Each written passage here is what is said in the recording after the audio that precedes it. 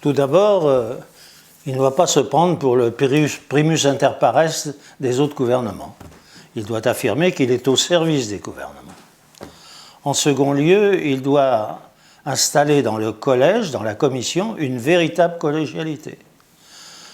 Être sûr, après s'être expliqué franchement, que tout le monde forme un tout. La collégialité est essentielle aussi pour le moral des troupes. Troisièmement, la commission a le monopole du droit d'initiative. On l'oublie trop souvent. C'est à l'initiative de la commission que sont préparés les conseils européens, les conseils des ministres, les décisions à prendre. Et enfin, il faut beaucoup d'énergie pour construire l'Europe, parce que quand vous vous levez le matin, vous avez l'impression qu'une vilaine bête vous a détruit tout ce que vous aviez fait la veille. Et il faut repartir. Donc l'énergie fait partie des atouts pour un président de la Commission.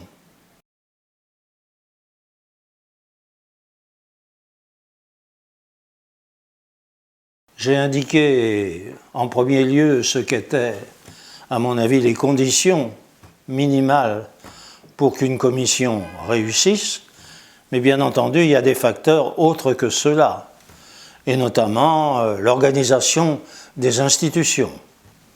Il se trouve que dans certaines périodes, la commission a été reléguée au second rang, simplement comme exécutant, et ce n'est pas parce qu'elle contrôle, par exemple, les comptes des pays membres de l'euro, qu'elle a pour ça plus de pouvoir.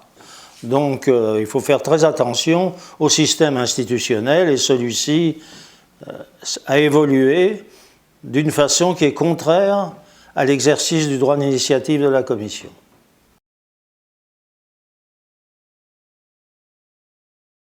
Parce que chacun le dit, les bons auteurs aussi, la période en question a été très fructueuse. Il suffit de considérer les conclusions du Conseil européen lors de mon départ, que l'on retrouve dans les archives de la Commission, pour voir que ce fut une bonne période.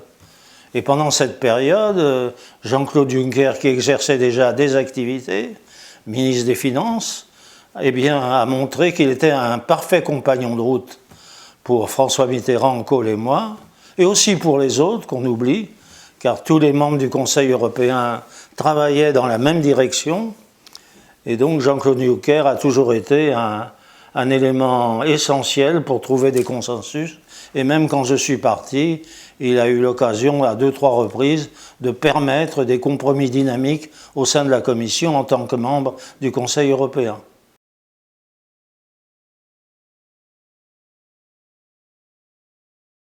Indiscutablement, c'est plus difficile. Tout d'abord, l'état de l'opinion publique.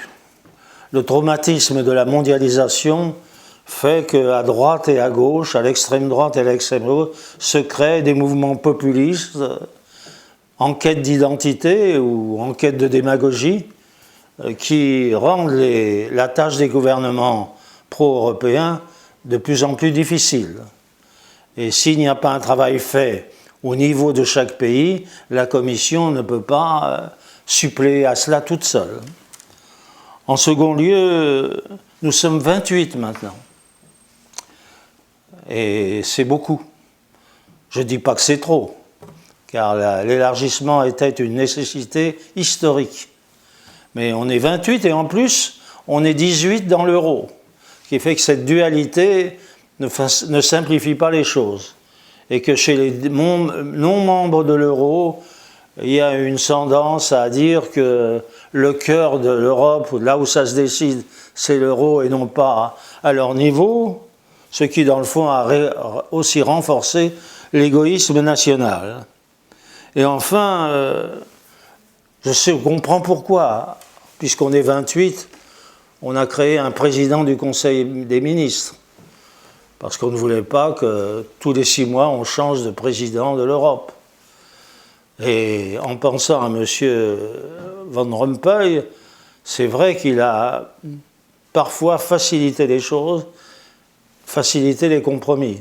Mais tout cela aux dépens du fonctionnement des systèmes institutionnels. Et ce n'est pas la faute de M. Van Rompuy, mais le système institutionnel communautaire prévu à l'origine marche moins bien. C'était simple.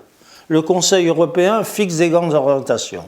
Le Conseil des ministres décide très souvent en coadhésion avec le Parlement européen. La Commission exécute et surtout a le droit d'initiative. Ce qui fait que de mon temps, il était possible pour moi de préparer l'ordre du jour du Conseil européen, d'envoyer des fiches simples à chaque, de manière à ce que l'on discute. Tout ça a disparu et aujourd'hui on voit des fois le Conseil européen prendre des décisions qui relèveraient du Conseil des ministres à travers des transactions de couloir. Et donc le système est devenu plus opaque et il a nui au rôle qui doit être celui de la Commission.